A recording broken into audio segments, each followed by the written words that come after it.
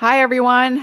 Welcome back to another episode of our Crowdcast Q&A series. This is episode 23. We've done 23 of these, which is pretty cool. I always enjoy doing them. I learn a lot from the many questions.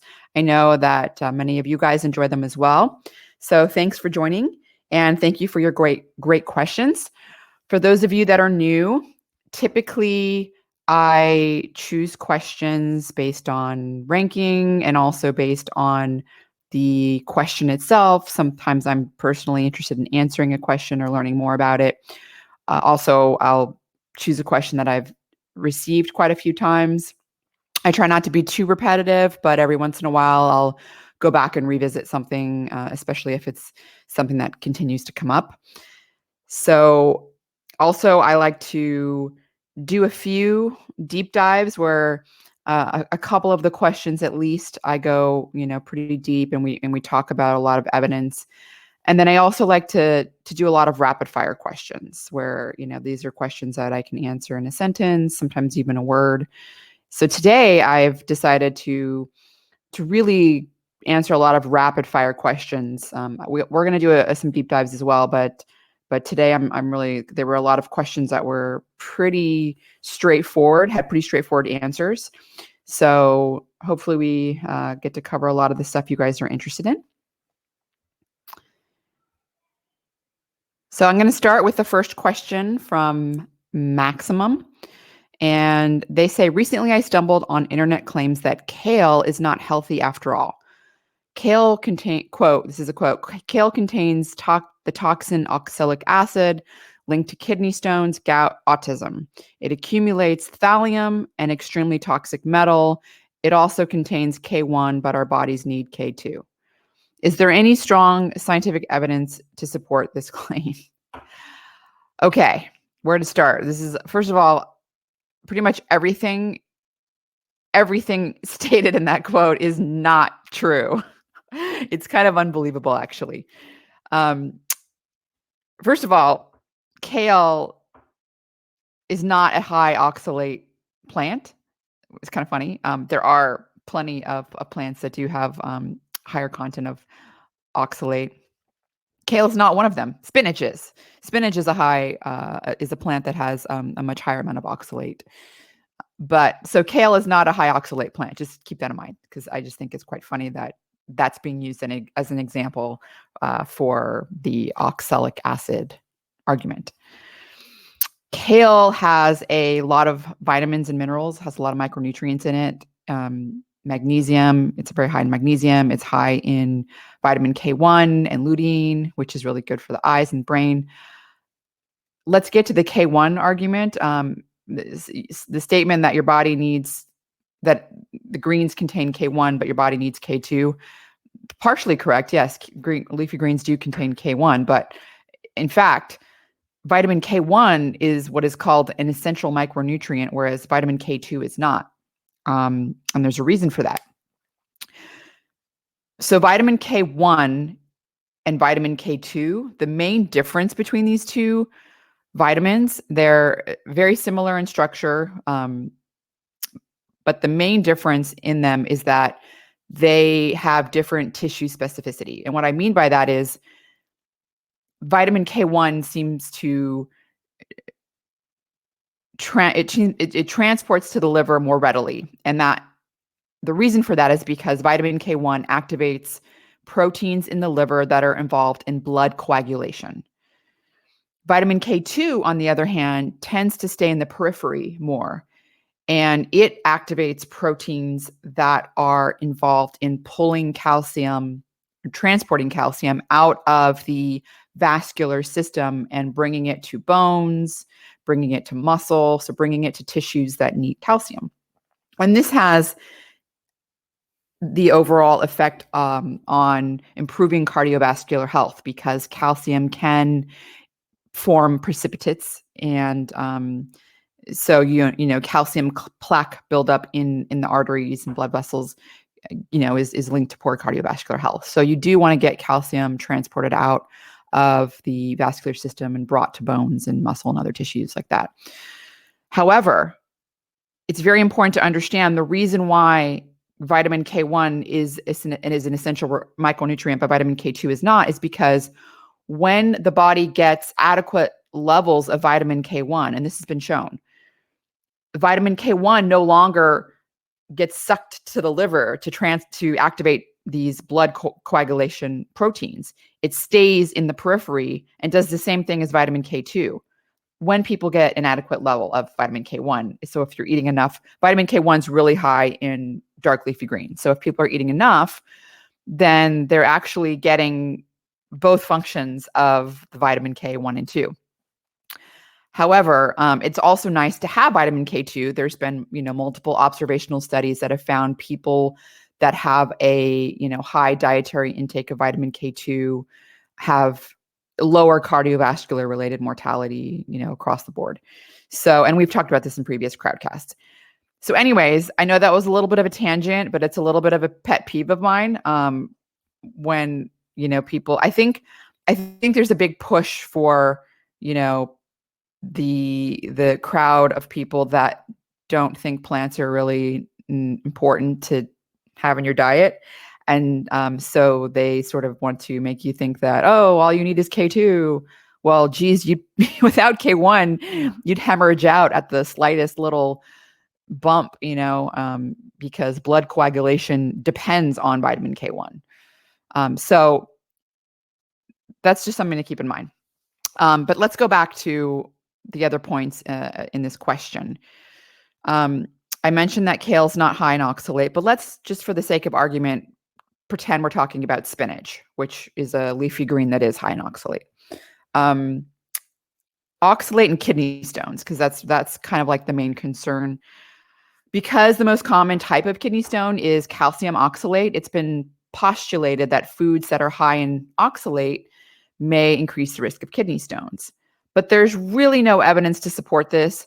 The only evidence that people really go off of are when you get these complete statistical anomalies where you have a person that is juicing 5 pounds of spinach a day, every day for like a year. I mean, so that's kind of one of those, outlier cases where, most people aren't juicing 5 pounds of spinach every day. So there's really just no good data to support this. The development of calcium oxalate kidney stones has more to do with your body not being able to properly dispose of oxalate that it actually makes endogenously in the body. We actually make oxalate in our body because it's an end product of vitamin C metabolism. Vitamin C is essential. I mean, you can't live without vitamin C. So our bodies naturally make oxalate and our bodies dispose of it. And we'll talk about, there are certain people that could be at risk, but we'll get to that in a minute. Dietary oxalates are pretty poorly absorbed. So oxalates are found in many foods and they are bound to calcium generally, like when they're in plants like spinach, for example, they're bound to calcium and that makes it insoluble. So once the oxalate is ingested, calcium in the gut also can bind to intestinal oxalates and produce the calcium oxalate, which is then eliminated in feces. We also have bacteria in our gut that can metabolize oxalates as well. The absorption of dietary oxalate from foods is typically around 2 to 5%. So there's been a study that's looked at radio-labeled oxalate and found that about 6.6% was absorbed when consumed in a normal diet, whereas there's a much higher risk for absorbing oxalates when it's found in black tea, for example, there's no calcium complex, just no food or other minerals complex with it. That's when there's a much higher risk when you're, for example, fasting and you're consuming tons and tons of black tea.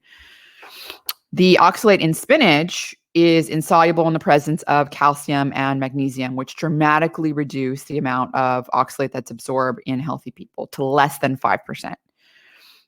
Also, eating large amounts of greens lowers the risk of kidney stones because of the high amount of potassium in them. So in the few cases where people may want to, watch their dietary oxalate intake, people that have like a genetic predisposition for, their oxalate metabolism could be not working properly. People with fat malabsorption or secondary inflammatory bowel disease, celiac disease, chronic pancreatitis, and a few others like bariatric surgery, maybe, certainly people that might have a disrupted gut microbiome, so that would be something to consider in those specific instances. And even that, I wouldn't be so concerned about, having some spinach, as long as you're not juicing the spinach, like juicing extremely large quantities of it, every single day. It doesn't seem like it would even should even be a concern.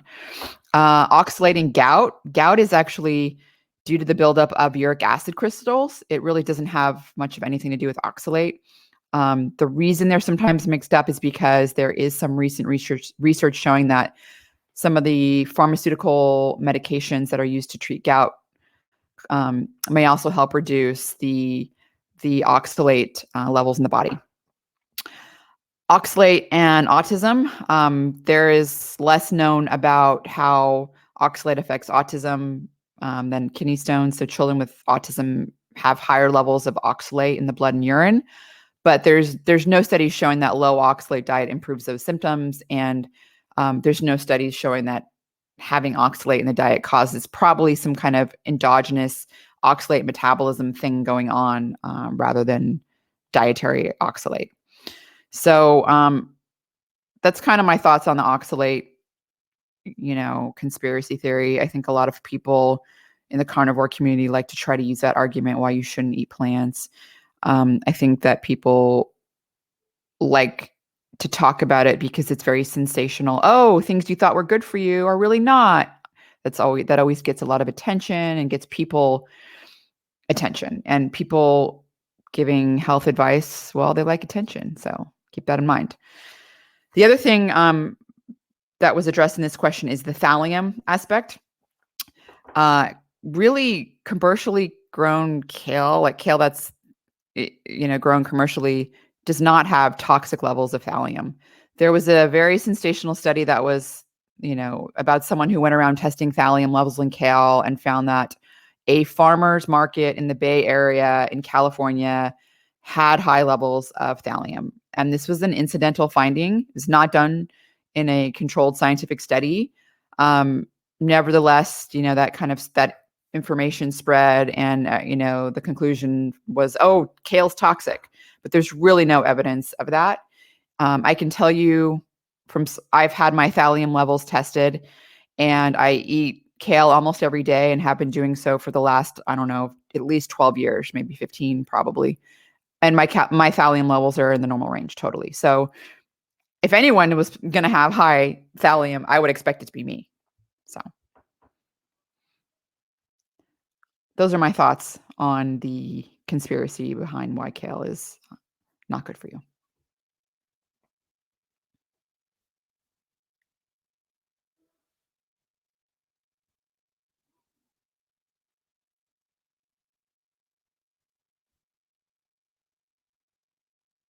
By the way, I also like to answer a lot of questions in the chat. I do see a lot of questions related to fasting coming up. I will answer a few of those in the rapid fire segment in this Q&A, but I will also tell you guys that some of these questions, for example, I see Chelsea asking about how fasting may impact thyroid hormones.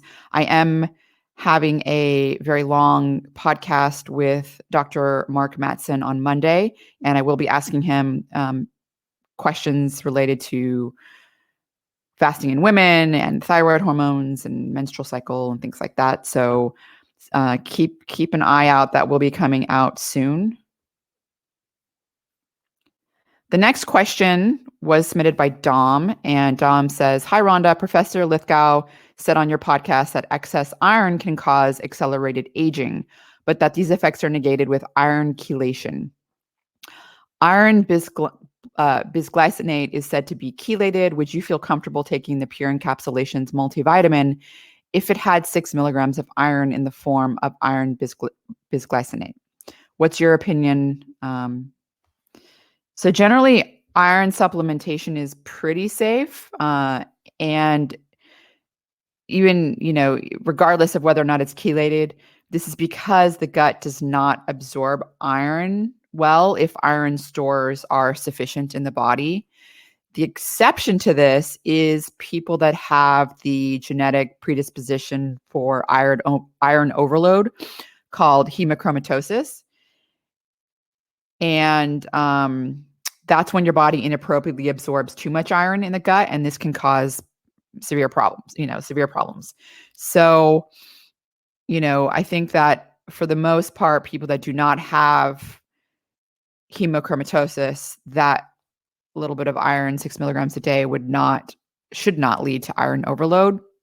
In fact, iron deficiency is very common, particularly in women that are, menstruating women. So it's very easy to do a iron overload test, or a test whether or not, you're iron deficient. Ask your primary care physician for that test, and that's something that's pretty straightforward to do. There's also consumer available genetic tests like 23andMe that do test for the hemochromatosis genes. So that's another option as well.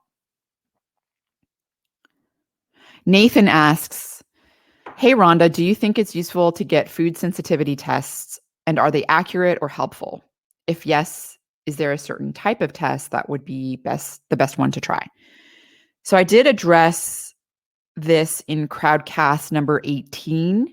If you would like to go back and listen or watch that episode, you should be able to do that via multiple mechanisms. You can go to your dashboard on your member dashboard on foundmyfitness.com/dashboard, where you should be able to access previous Crowdcasts.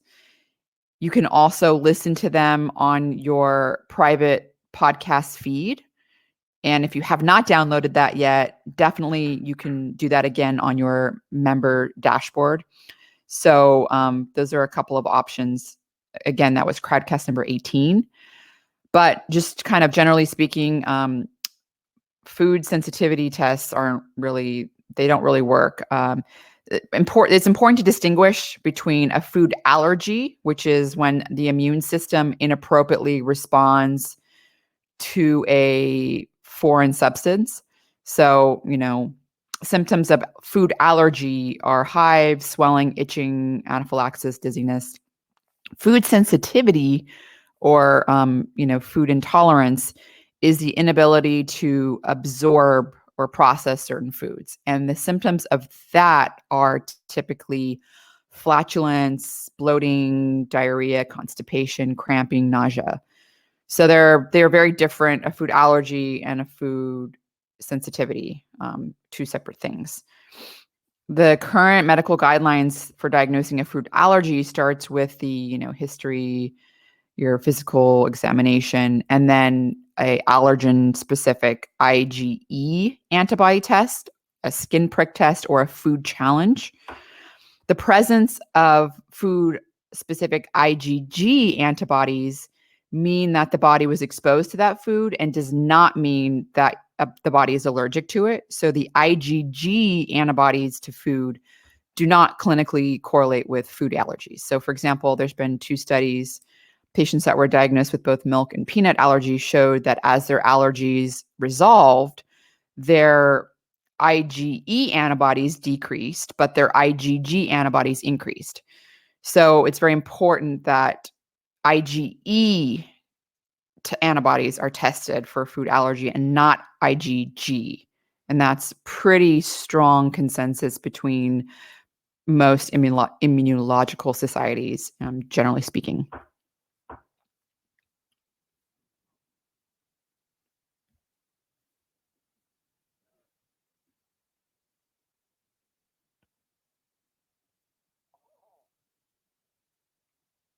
I'm going to move on to the next question, but first I'm going to take a chat question. Bella is asking in the chat, "Can you recommend electrolytes for post-sauna recovery? We just got an outdoor barrel sauna, literally, in it because of your reports." Yeah, I do think that electrolytes post a heavy sauna sweating session do help. I personally do them. I use the no sugar noon electrolyte supplements. I'm sure there's many options out there, but I do think because you do lose a lot of electrolytes with a pretty heavy sweat session, that it's good to replenish them.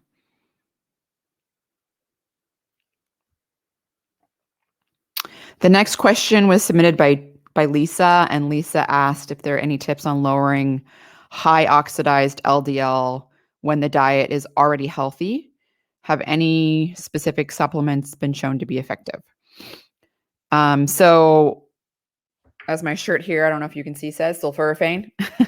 So sulforaphane actually has been shown to lower oxidized LDL. So people that supplemented with 10 grams of broccoli sprout powder, which probably comes out to somewhere between 30 to 40 milligrams of sulforaphane a day for 4 weeks, lowered their serum triglycerides by 18.7% and lowered their oxidized LDL to LDL total cholesterol ratio by 13.5%. Overall, this reduced the trial's participants' atherogenic index by 50%. So that was pretty impressive. Some other studies have shown that 1,000 milligrams of vitamin C taken for 4 weeks can lower oxidized LDL, at least in smokers. Smokers have really high oxidized LDL because they're exposing their body to a lot of oxidative stress with smoking. Other studies have shown that even just lowering total LDL can result in subsequent lowering of oxidized LDL. There've been a lot of interesting, food components that have been shown to, block the absorption of cholesterol and bile in the gut. So conjugated linoleic acids, buckwheat, fermented dairy products, hawthorn fruit, oats, and phytosterols have also been shown to do that. There have been some other food components that have been shown to somewhat block the endogenous production of cholesterol. Nothing on the level of what, for example, a statin would do, but sort of you can think of it as a similar mechanism. So things that have been shown to do this have been garlic, grapeseed polyphenols, red yeast rice bran oil, soy, and tea. And then another way to lower LDL cholesterol is by increasing the uptake of LDL cholesterol from the blood into the liver, so increasing the recycling of it. And some foods that have been shown to do that, again, are conjugated linoleic acids, grapeseed polyphenols, hawthorn fruit, and soy and tea.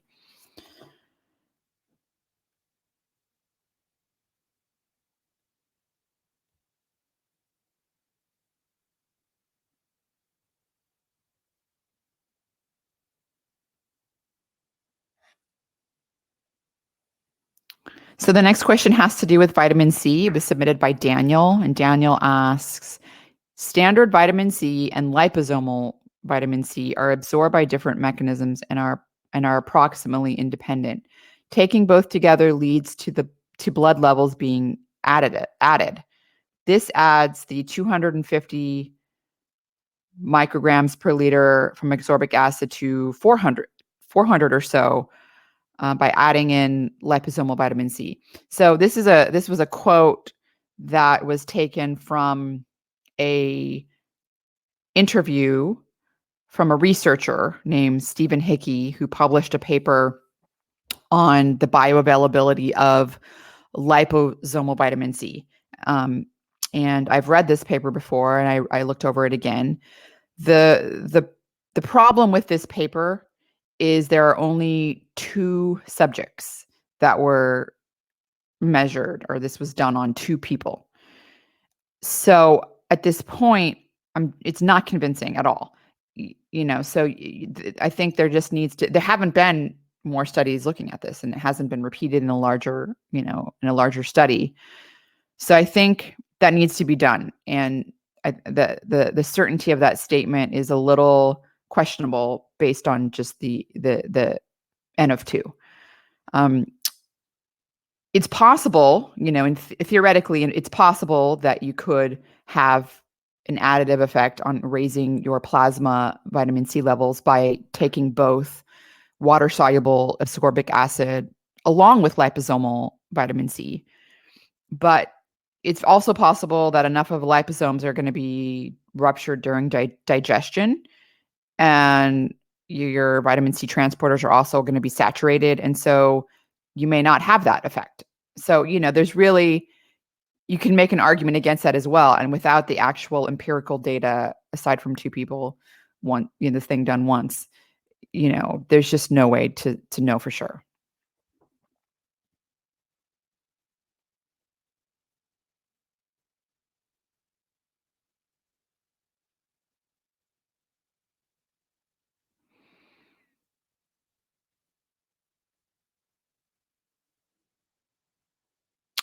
Alex asked, can transient high blood glucose actually be hormetic, like exercise, or is it always a U shape? I've never heard of high blood sugar being hormetic. There's really no research that could support that. The reason it doesn't seem like it would be is because humans have never had to deal with really high blood sugar um, in an evolutionary time period. So the sweetest foods that were available to humans before industrial revolution and processing foods and things like that were fruit and, perhaps honey, maybe, definitely fruit. And those were really a luxury rather than like a staple in the diet. And, it depended on the time of year, which fruits were available. So people weren't really eating them all year round all the time. The body has adapted stress responses and these hormetic responses to stressors that were common, like fasting, being exposed to periods of, food scarcity, exercise, having to, hunt and run, get your food, or run from, predators, or even just a lot of movement from picking berries or finding edible plants, things like that. And also plant phytochemicals.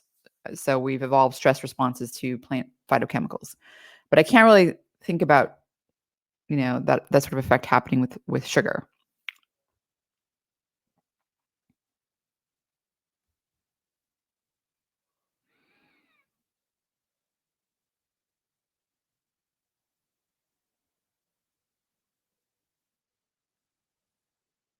So Megan asks the next question about manganese toxicity. She says, I've noticed the pure encapsulations multivitamins have 2 milligrams of manganese, but toxicity can happen with more than 11 milligrams. And I often get near that amount from my plant-based diet. Are you ever worried about getting too much from your food sources? So manganese is an essential micronutrient. It's needed for healthy cartilage, bones, nitrogen metabolism, mitochondrial metabolism, and wound healing. The primary source of manganese is through diet. It's also attained through drinking water, through air, through skin. Normal ranges of manganese levels in the body are about 4 to 15 micrograms per liter in blood, 1 to 8 micrograms per liter in urine, and 0.4 to 0.85 micrograms per liter in serum. The adequate intake for manganese is 2 milligrams per day, and excess manganese is excreted from the body through bile. There's not any great evidence that manganese toxicity can be achieved through oral consumption. In pretty much all of the cases of manganese toxicity, they occur in workers that are in mines or in factories that are exposed to high amounts of manganese through inhalation of manganese. And really, I mean, that's pretty much, and there's, all sorts of neurological effects that can happen. And in fact, there's been even new studies that Parkinson's disease may also be an outcome of being exposed through air inhalation of manganese. But one study looked at potential manganese toxicity from supplementation. So women who took 20 milligrams of manganese a day for 8 weeks had no signs of toxicity. So it's not really a concern I have getting it from dietary sources.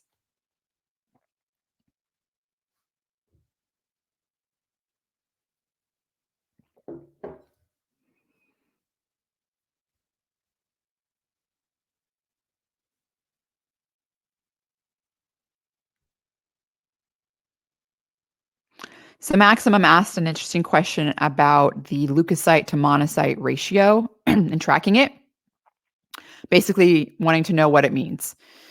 The lymphocyte to monocyte ratio represents how much the adaptive immune system is working compared to the innate immune system. So the lymphocytes, your T cells, your B cells, these are part of the adaptive immune system and respond to infections with high specificity, minimal collateral damage. They're basically the snipers of the immune system.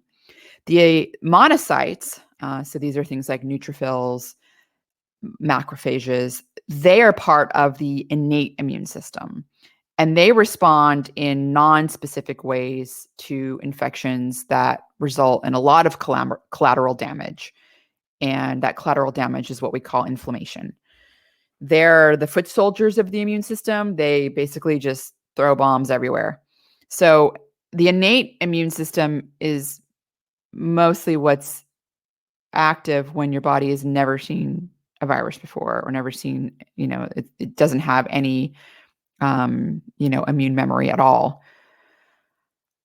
There have been, so the high lymphocyte to monocyte ratio means that the adaptive immune system is more active relative to the innate immune system.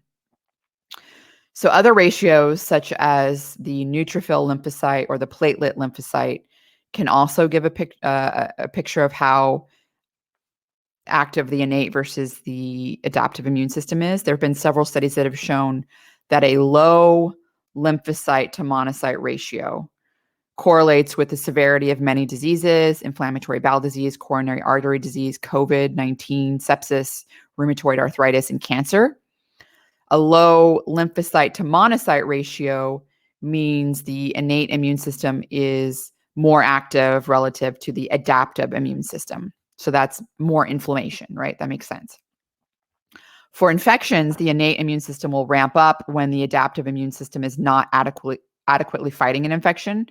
So this is often seen in the elderly, where the adaptive immune system is not as robust as it used to be, which leaves them relying more on the innate immune system.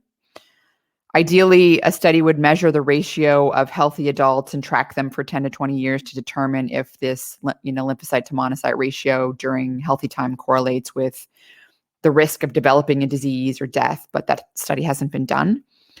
But there have been a couple of studies that have looked at mortality rate and cardiovascular disease as it correlates with these ratios. So the first study found that people with a higher neutrophil to lymphocyte ratio, so a higher monocyte to lymphocyte ratio, were 3 times more likely to have a cardiovascular event than those with a lower neutrophil to lymphocyte ratio. The second study found that people with those ratios suggested that higher innate immune system activity were 7 times more likely to have a cardiovascular event and 4.8 times more likely to die over a 6-year time span. So essentially, it seems that at least these studies were done in people on dialysis because they're routinely having blood work done. So at least in the case of people that are already sick, the high monocyte to lymphocyte ratio is not good. It's associated with a higher mortality. But it's unclear if that's the same thing occurs in people that are healthy. It's not been done. So it's really unknown. But it seems, I would say, like a good theory that you would find something similar, because, a higher monocyte to lymphocyte ratio could indicate that, your innate immune system is more dominant, and therefore you're going to have more inflammation in general.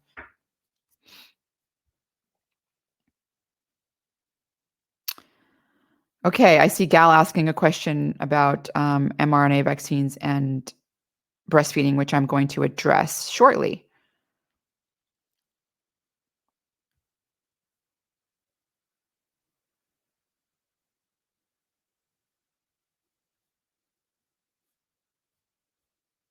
Max was asking about creatine supplementation, what the best strategy is for someone who's lifting weights twice a week. Is it safe? Is it safe to do every day? If you guys haven't checked out our topic article on creatine, I would highly recommend it. It is very comprehensive. You can find our topic articles on the website, foundmyfitness.com. You look in the toolbar at the top of the page. It says topics. Click on that, and it'll take you to a page that lists alphabetically all the topics. It lists the popular topics. You'll find creatine there under the C section. And it's a really, really comprehensive article. So I really recommend you guys read through it. Anyone that's interested in creatine supplementation. Creatine, is produced in the body. Supplementing with it has been shown to improve muscle performance and recovery. It's been shown to slow bone and muscle decline in elderly, and it's been shown to also provide some neuroprotective benefits in the brain as well. People that have participated in pretty heavy resistance training while supplementing with 20 to 30 grams of creatine per day can maintain higher intensity training. They can increase their fat-free mass, and they can also increase their endurance strength. In adults with high cholesterol, daily supplementation with 5 grams of creatine for 8 weeks resulted in a 6% reduction in total cholesterol, a 23% reduction in triglycerides, and a 22% reduction in VLDL. Super interesting stuff. For the most part, so creatine is pretty safe and well tolerated, and there is a whole safety section in our topic page. The primary side effect of creatine supplementation could be weight gain, which might be due to the increase in muscle mass, or also due to the fact that creatine supplementation can increase body water content due to the chemical structure of the molecule that is very common in supplemental form.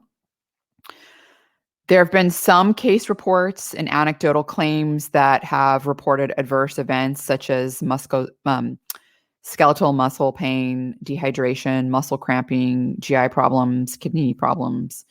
But there's really been no well-controlled clinical studies to confirm those. And there's also been some evidence that perhaps there could be some alteration of the dihydrotestosterone, DHT levels. With creatine supplementation, there's been one study that has looked at that. There's been no findings that have replicated that. So that's also one of those sort of open questions. But that is something that you can measure routinely in a lab test. So I think that people that are interested in creatine supplementation should read over the topic article, perhaps experiment with, a lower dose, do some lab tests before and after, and go from there.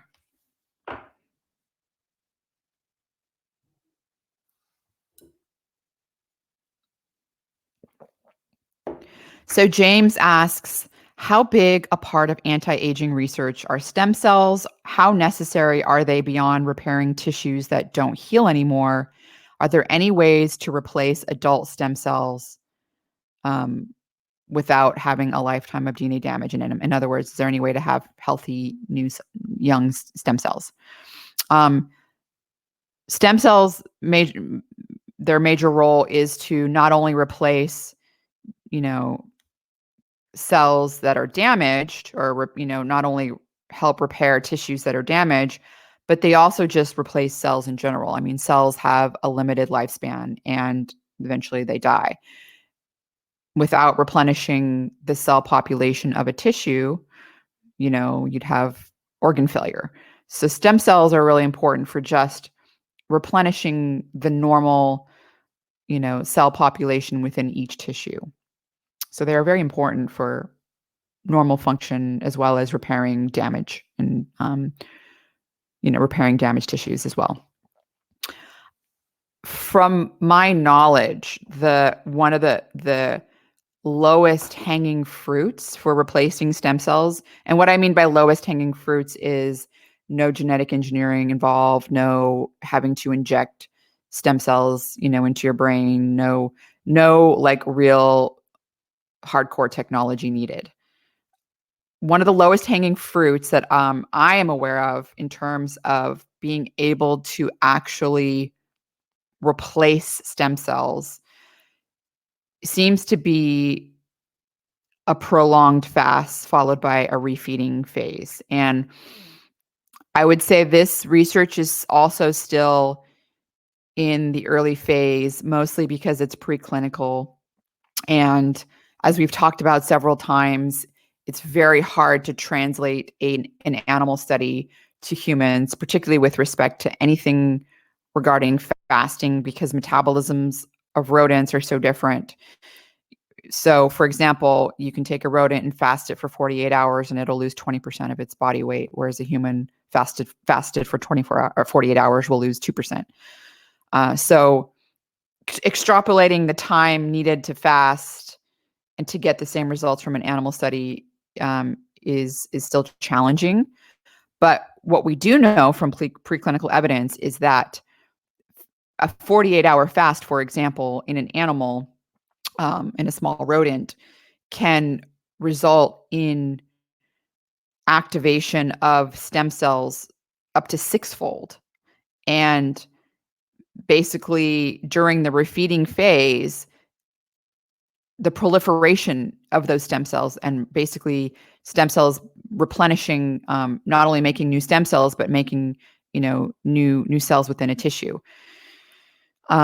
This is when Walter and his collaborators have shown that organs will shrink due to, cells dying off, due to, also due to somewhat the size of the cells shrinking as well. They shrink during the fast. And then during the refeeding phase, of which IGF-1 activation is very important, the refeeding phase will allow those stem cells to grow and proliferate. And the refeeding phase is very important because without that activation of IGF-1, that doesn't happen. So the refeeding phase is very important, and this is something I'm going to be discussing with Dr. Mark Mattson on Monday. So we'll be going into detail on this shortly. But that is something that I think is the most promising low-hanging fruit for humans. Now, translating that to humans is quite difficult. It is my, theory that if you look at something like what amount of IGF-1 drop during the fasting phase is required to activate the stem cells, that's about a 50% drop. And that happens in about, 2 days for animals. And humans, that 50% drop happens at around 5 days of no food. So it's possible that you could get something like that in, after a 5-day fast. And then the refeeding again is also a big unknown, but it's also really important to have foods that are high in essential amino acids like methionine that activate IGF-1.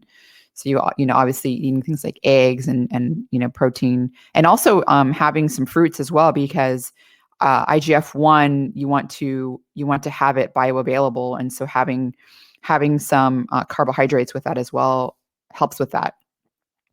But again, this is still the organs shrinking and then regrowing, and stem cell activation to that degree has not been shown in humans yet. So it's still sort of okay, we're trying to translate a preclinical study to a clinical setting, and in which case a lot of it's just speculation.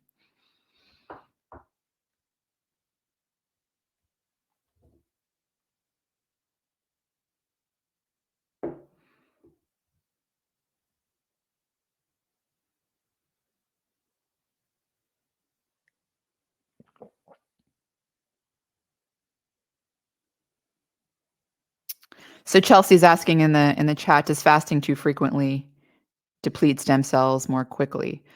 The really important thing about the, rejuvenation aspect of the prolonged fast is twofold. One, the stress from the fasting that lowers the IGF-1 so dramatically, which then basically causes the stem cells to become active. And two, the refeeding phase. You have to have that replenishment, the nourishment. And I think that people that, for example, are chronically calorically restricting may miss out on that because they're not tapping into that refeeding phase, that important replenishment with a lot of foods and nutrients and activating the IGF-1. But again, this is like a topic that I'm super excited about to go in detail with the expert, Dr. Mark Mattson. So the next question was submitted by Gal, and Gal asks, there haven't been studies on lactating women that I'm aware of to show vaccine safety on breastfed babies. I'm trying to determine whether or not there may be risks I should take into consideration, like can I get mRNA into breast milk, or maybe there's a reason why I wouldn't want my baby to have antibodies against the SARS-CoV-2 virus, I guess. Any potential risks? So this is obviously something to talk about with your physician. And I certainly can't give any medical advice, but I did do a little diving into the literature and found that a very small study at UCSF found that neither the mRNA vaccines from Pfizer or Moderna could be detected in breast milk in lactating mothers that were given the mRNA vaccines. This was a preprint study, so the preprint is available, but it hasn't undergone peer review and been published in an academic journal yet.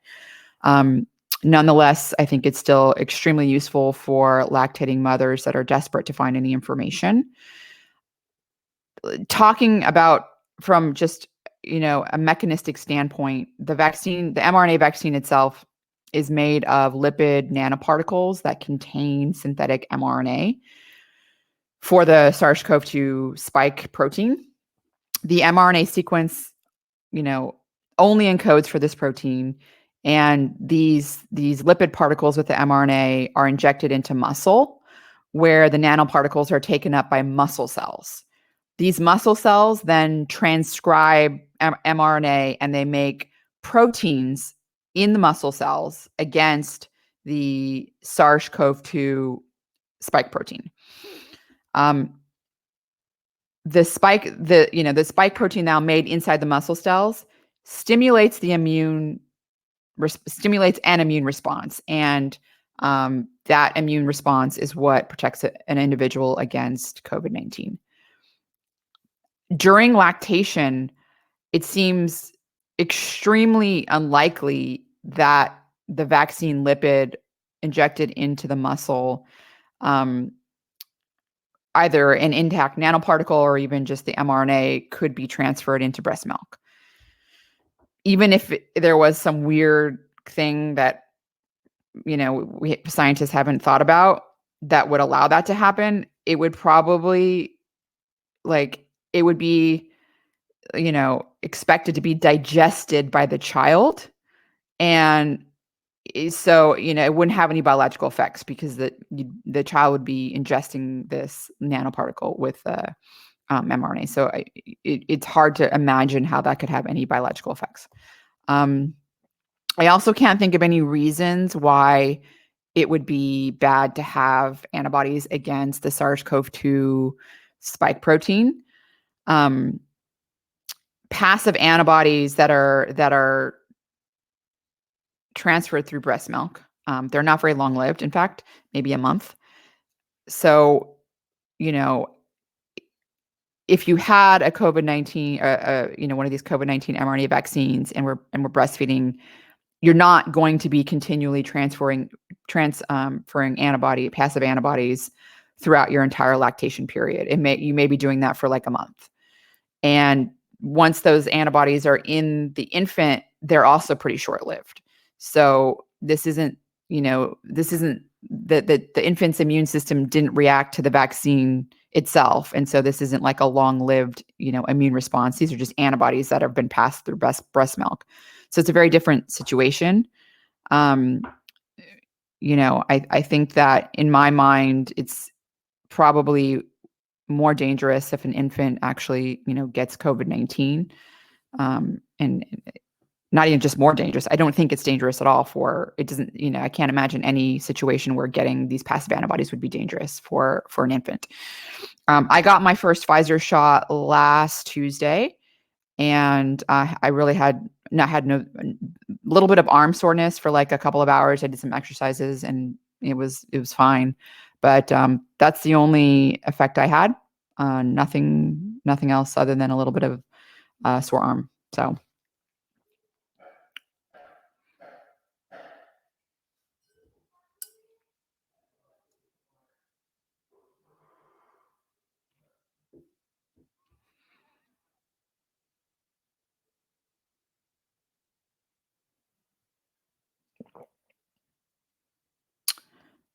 So Drew is asking a question about spreading out mRNA vaccines in pregnant women to reduce the intensity of the immune response. There's a similar question. Like I'm gonna get to this in the rapid fire questions. So we'll get to that soon. Scott asks, "Hi Rhonda, I'm curious if you could describe your parenting approach. For example, sleep training, feeding habits, screen time, social, physical development, or just a daily routine." So, I think I've discussed in a previous crowdcast that I personally decided not to do sleep training. It was just something that I could not do, and I came up with theoretical possibilities of why I shouldn't do it.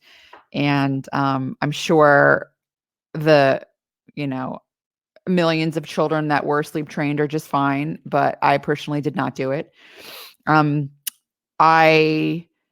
For screen time, that's been a really, important, part of our parenting approach. We basically have had we had almost no screen time at all for the first 2 years. And even now that my son is 3.5, we now get a little bit of screen time sort of at the end of the day. And I'm very careful about what that screen time is. There's been studies showing that screen time, so no, iPads and all that, like the only time I'll do, an iPad is on a long flight, or like a flight basically. And we haven't done those since the pandemic, but that's pretty much the only time I would do that sort of screen time. There have been studies showing that screen time is associated with all sorts of negative behavioral outcomes in children, ADHD, definitely ADHD, where the kids, they get, this dopamine reward every time they're, this electronic, game they're playing, or, watching something where it's just overstimulation, and sort of they come to expect it. And then when they're not getting that from doing something that's not so stimulating, like, they get bored, then move on. And so there's a lot of ADHD associated with that. Also, just giving your child attention, is so important, and is what they want. And so oftentimes, parents will be busy.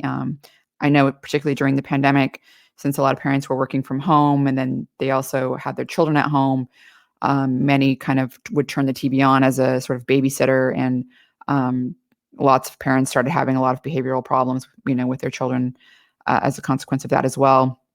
So I do think that even though it's really hard and it's very tiring, it's very rewarding, and the long-term effects on the child, it's really important, I think, to limit screen time. And I just think that the science is very strong on that. And I mean, I can tell you from experience that it's not easy. I mean, you just have to put in a lot more work, but it's worth it. Also, I think, like with my son, we didn't do like, there's a lot of apps out there for reading or teaching them alphabet or, all that stuff. And we just, we did it the old fashioned way with talking to him. And we started flashcards when he was really, really young, like 15 months. And he reads now. He's been reading since he was 2. He's like he's a very, very good reader. And that's something that we've just fostered for a long time, starting from early on, just starting flashcards. You'd be amazed how children can just use even memory, and how memory is also just a big part of reading, instead of focusing so much on the phonetics, which also are important. You'd be amazed by just how much having that memorization and being able to like memorize things like flashcards, it really just skyrockets their reading skills. Feeding habits, I've tried my best. My son has always been a picky eater, and there's things that he, little nuances. But the thing that I found the easiest is to, like, if you're trying to get a lot of greens in them, the smoothies are the best, because you can add the greens and the fruit, and you can add some like protein powder, whatever it is, you need to just get it all in the smoothie, and smoothies are pretty much universally loved. So I definitely try to get a lot of protein, because it's important for growth, IGF-1, activation and stuff like that. And then a lot of fruits and fiber, because the fruits are a great source of fiber. And so children, instead of having all I never did any of the packaged baby foods or toddlers food, like the squeezy things and all that. We never did any of that. There's always whole foods, real foods. It's more work, but again, it's just so much better long term. And I have my son involved in a lot of social activities. Outdoor activities. We do soccer. We do t-ball. Swimming. So I think that starting early really gives them confidence. It gives them confidence. It also, teaches them how to play with other children in larger groups, and listen to, a coach, and follow instructions from someone that's not just a parent, that's another, authority figure. So there's just a lot of great, reasons why, and then physical activity, they're getting that exercise, which has been shown even early, and particularly early in life, when the brain is still developing, it actually improves cognition. It improves, synaptogenesis and all these things. And so you want to get your child active. So that's pretty much in a nutshell.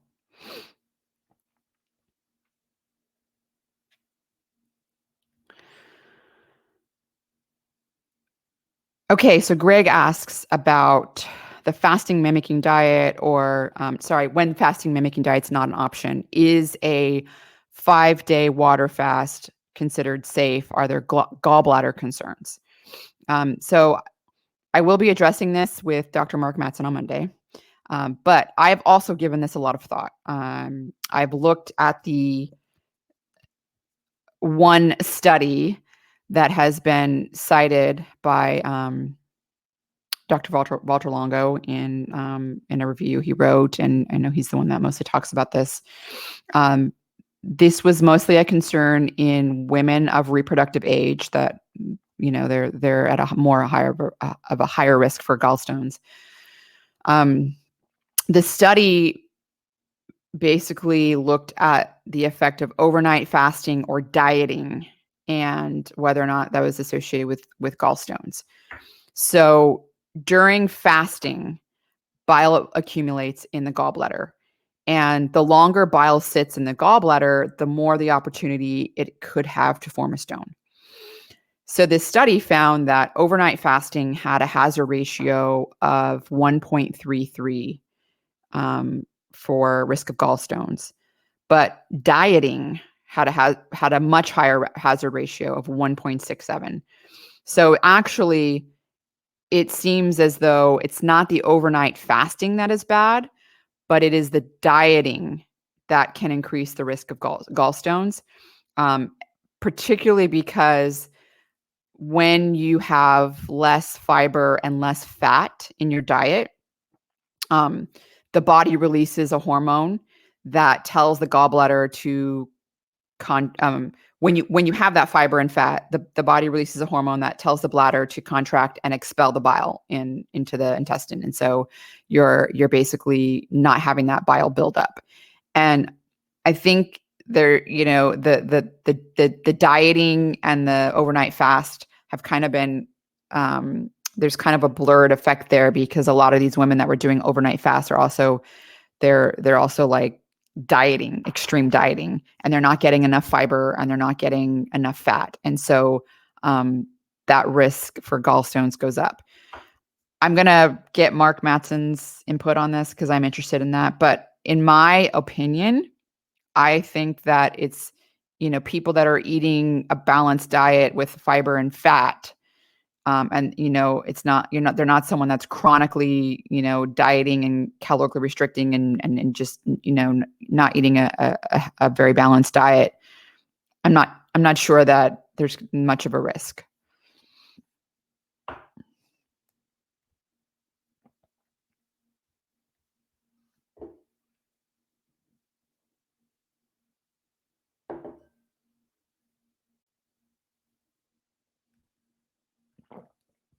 Some rapid fire questions now. I missed a few. For some reason, I skipped a few rapid fire questions I was going to address last month, so I kind of moved those up to the top. Rich asked, hi, after completing the Prolon FMD a number of times, I'd like to undertake a fasting mimicking diet for 5 days using the same protocols, but whole foods. Do you have any advice? Do I need to match just the calories and macronutrient breakdown, or is there something else going on? So basically, it's matching the macronutrient ratios, so the fat to protein to carbohydrate ratios, as well as calories. So those are the important ratios, and you can find those all in Dr. Valtalongo's studies. Electron Transports asks, where did you order your sauna? What's the occupancy number for your sauna? Any special electrical outlet needed? How do you clean the sauna? So I got my sauna from Nordic Sauna. I just got a 2-person sauna, no special outlet needed, and you can clean it with just even soap and water. Alex asks, Rhonda, could you explain in easy terms the correlation between growth hormone during a 3 to 4 day fast? I was under the impression that during a fast, growth hormone goes down, and after refeeding, it spikes up. Sauna, on the other hand, increases growth hormone. Isn't that counterintuitive?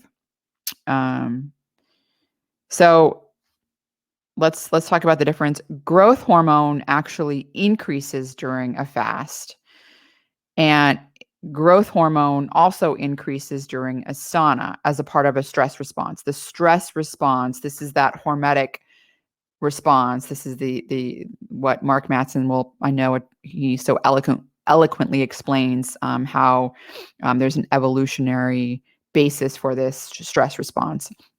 Growth hormone release is part of that. So that happens during fasting, and that happens during high heat like the sauna. It also happens during intense exercise. IGF-1 and growth hormone, they're not the same thing.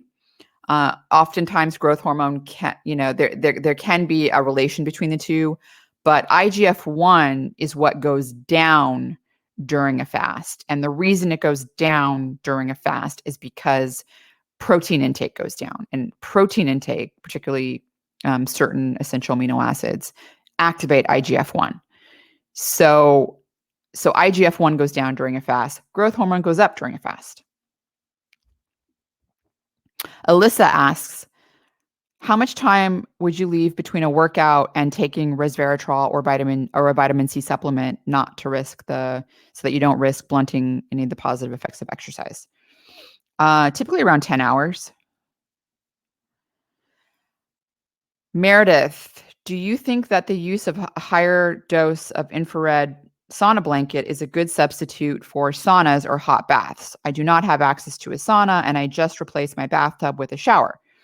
I think that the personal infrared saunas that you can buy like on Amazon, the ones that you can like have your head out and it's like this little box that your body's in, I think those are a good alternative. So Kenny asks, I've been doing hot baths a while. I have no access to a sauna. It's way harder than doing the sauna. 15 minutes in 106 to 108 degrees, and I can't really handle it anymore after 15 minutes. Is it possible it's more effective?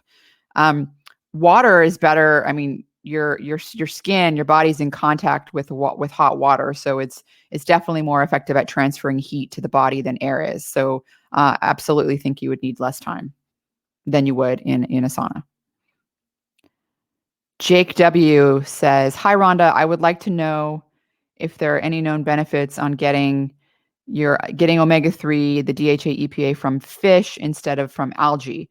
Getting it from algae is often recently referred to as getting it directly from the source and avoiding the potential contaminants in between. And I wanted to know your opinion."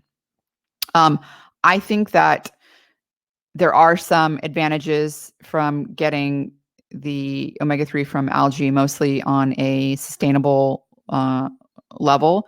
But until the concentration of EPA and DHA in algae can be somewhat comparative to what you find in fish oil, it's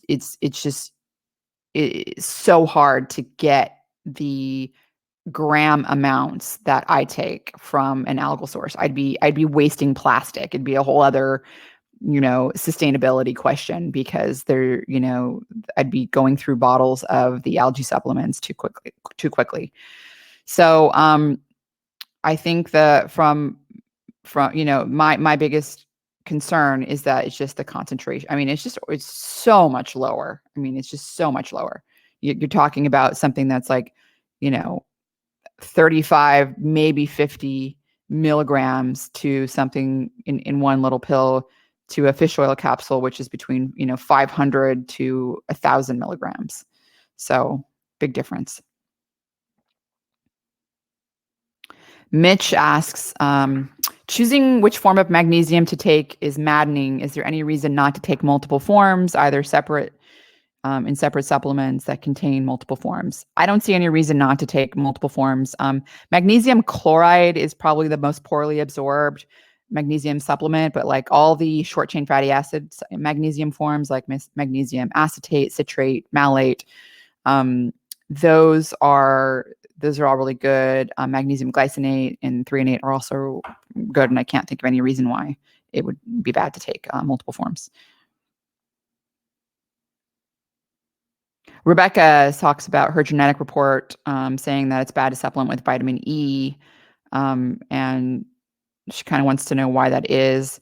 So the main reason for that is because people that have good functioning glutathione enzymes can actually have a negative effect when people supplement with high doses of alpha tocopherol, like higher than what you would get from like an RDA. So, people that are taking like 100 IU or 400 IUs of alpha tocopherol, basically you're blunting your glutathione enzymes from being activated, and glutathione enzymes are actually much more powerful at reducing inflammation than vitamin E is.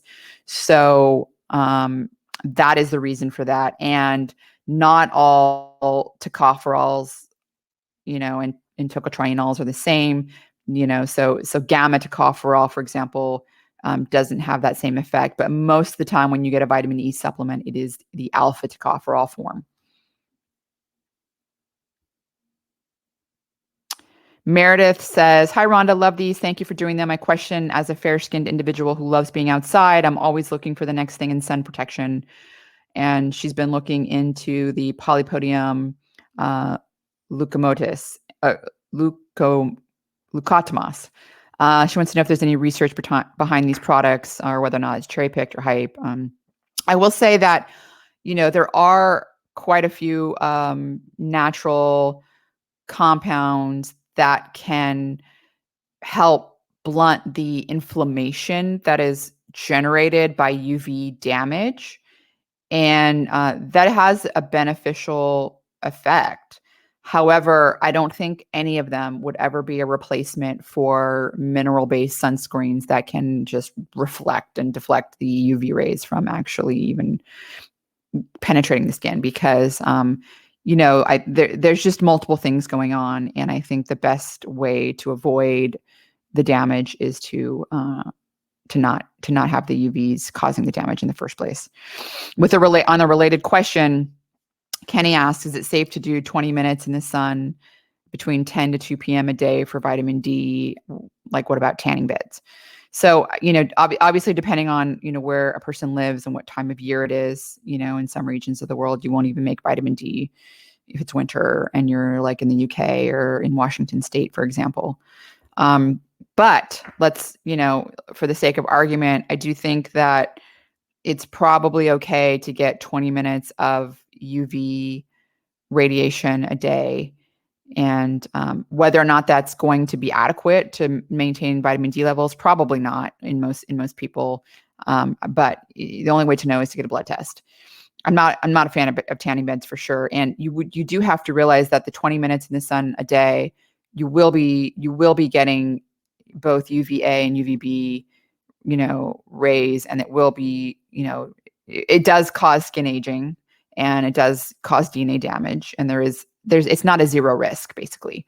But I do think that it's probably not like it's not the same as, people that are just sun worshiping and going out like for many, hours every day doing that. Personally, I don't always sunscreen every part of my body, and I'm in the sun a lot. I'm out gardening and, going for runs and stuff like that. So I definitely am getting some UV exposure, but I try to do my best. And I do take a vitamin D supplement because I don't get enough vitamin D from just the sun. Joanne asked, does sauna use confer benefits that exercise do not? So, for example, could you do 5 hours of exercise plus 4 sauna sessions per week? Is that more beneficial than 5 hours of exercise plus 4 additional 20 minutes of exercise sessions per week? I would say that so far the evidence suggests that yes, adding the sauna is beneficial. And so there have been some studies looking at the addition of sauna use with exercise, and together the two had an additive effect on lowering all-cause mortality and cardiovascular-related mortality than exercise alone. There have been other studies that have shown exercise, when you add even just, an additional hour or so a week, that the effect on all-cause mortality, cancer mortality, cardiovascular-related mortality it's quite low. So you're basically not getting much of an additional benefit. Whereas with the studies looking at the sauna use and exercise, you are getting an additive effect.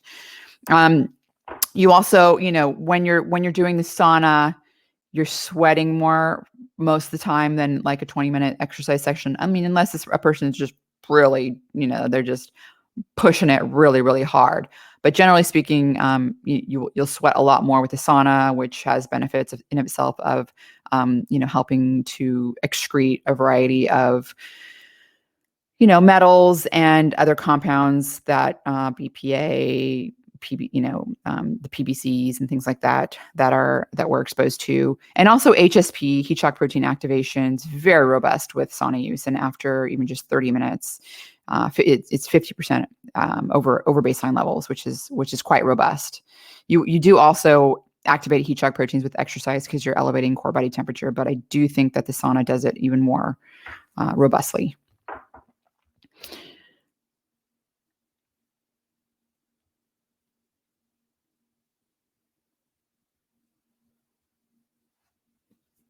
A few more rapid fire questions. Stephanie asks about my micronutrient smoothie. In Aliquot episode 22, I mentioned using just kale and blueberries, and basically not including carrot, celery, lemon, parsley. If there's a reason to, and not using the apple or banana or spinach, if there's a reason to stop them or if it's just mostly convenience. So basically, I took out the apple and banana because that was raising my blood glucose levels. It wasn't. I didn't feel like it was necessary. And the blueberries do a good job making the smoothie taste great, and my blood glucose levels don't go up hardly at all.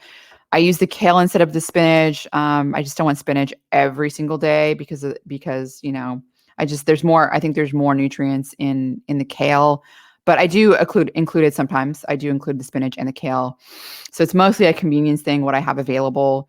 I see no reason why not adding celery, carrot, lemon, parsley. Those things they've got diverse profile of micronutrients, and if you have them in your refrigerator, why not add them?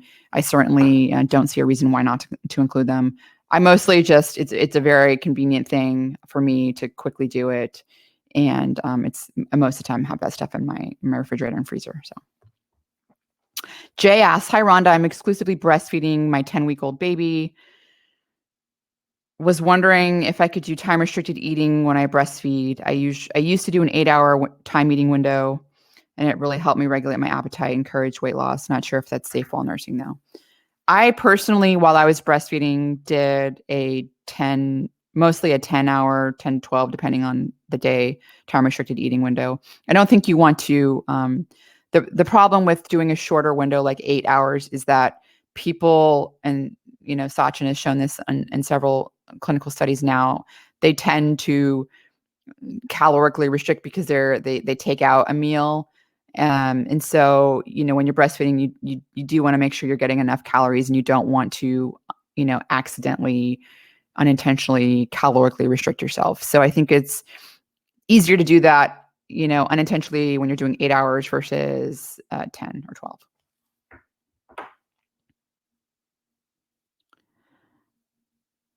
Barbara asks, often fasting autophagy information seems to be centered on weight loss. Is there information on managing a longer fast if your weight is normal, so you're not underweight, but you're also not overweight? So she says, I know Dr. Walter, Dr. David, and Dr. Guido Cromer all partake in normal. They're all normal weight, and they partake in fasting. So basically, is it safe to do? And that is something I'm going to be talking about with Mark Matson on Monday. So we'll be getting into this in more detail. Andrea asks, in your last crowdcast, you described the ideal range of alcohol consumption as 1 drink a couple times per week, but what is 1 drink in terms of actual real alcohol consumed? So that study, those meta studies that I was referring to, they considered light alcohol consumption, which was the 1 drink, as less than or equal to 12.5 grams. And that was for the one drink. Moderate was less than or equal to 50, and excessive was greater than 50 grams. Tom says, I read a short item on the web saying that isothiocyanates help prevent certain diseases and that watercress has a lot. Is there anything you can say about this? Yes, watercress does have a lot of isothiocyanates. Greg asks, during extended fasts, can one exercise to enjoy both the uncompromised benefits from apoptosis and autophagy while selectively protecting muscle tissue? I would say that, again, we'll be talking about this on Monday, but there are studies showing that men that resistance train while fasting, they maintain their muscle mass, so they don't lose muscle mass. Okay, another question was submitted by someone. They said, my wife is pregnant, 17 weeks, and had the first dose of the Pfizer mRNA vaccine. We are nervous about the second dose as it generally comes with a much higher immune response. Do you have any thoughts on waiting longer between doses, and if that reduces the intensity of the immune response and potential negative effects on the fetus? There have been some data that have come out and showing that a single dose of either Pfizer or Moderna COVID-19 mRNA vaccines are 80% effective at preventing COVID-19 infections. Just getting the second dose, that vaccine effectiveness jumps up to 90% 2 weeks after the second dose. So there's a lot of health care professionals and scientists arguing that one dose of the mRNA vaccines are good enough to protect against COVID-19 for most people that are perhaps not at high risk, elderly, or people that are not elderly or have pre-existing conditions, for example. So there's a big debate going on about that, and I think that it's nice to know the numbers. How much more protected are you if you're 90% protect, as opposed to 80%? I'm not, an expert. So to me, it seems like 80% is pretty darn good for a healthy person.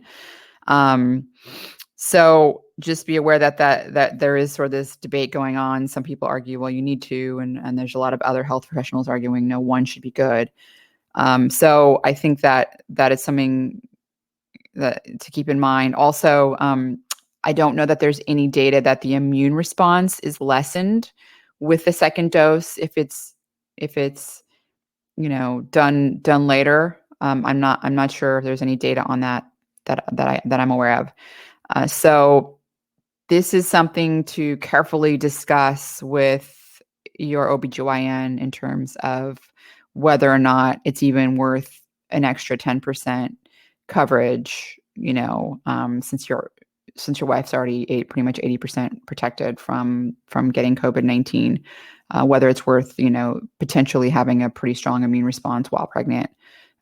It may be something that the OBGYN says, it seems like, okay, 80% is pretty good, so. James asks, hi, thanks for doing these Q&A sessions. I heard on another podcast that the Pellegrino and a different type of mineral water might have some high levels of uranium. Thoughts on this and whether I should curb my mineral water habit? I'm actually going to look into this next time because I'm also very interested in this. I saw this kind of question too late. So I will be addressing that question next time.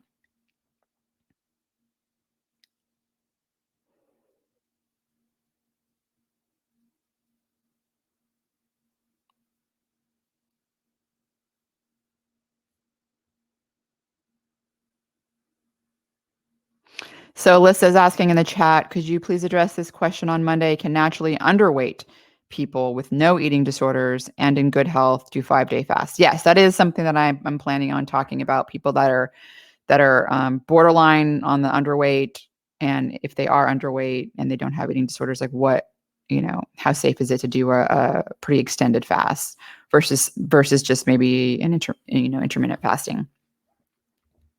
So I definitely do. That's a question that I've already planned on addressing as well.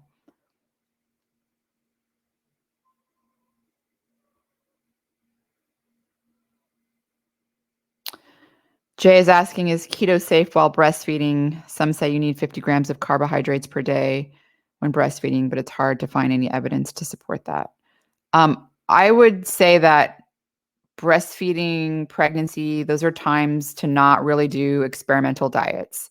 I think I personally would there are so many benefits to eating a lot of vegetables and even fruits. And I think a lot of these things are being transferred to, via breast milk. And so that wouldn't be a time to, in my opinion, you'd be missing out on, if you're just focusing on a macronutrient, type of diet where it's like high fat, low carb.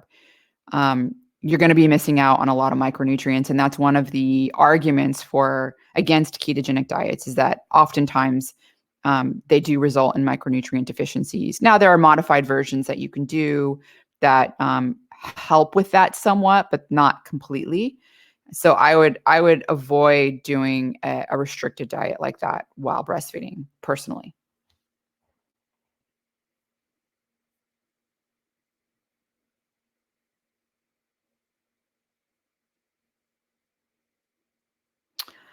Okay, guys. Well, I think that's it for today's Q&A session. I did blast through a lot of the rapid fire questions. I tried to answer a lot of questions in the chat, and great questions were submitted.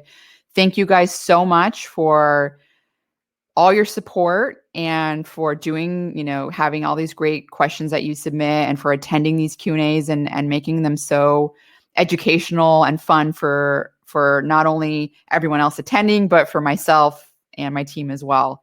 Really enjoy doing them, and I look forward to our Q&A next month. So I will talk to you guys really soon, and have a great rest of your Saturday wherever you are. Bye.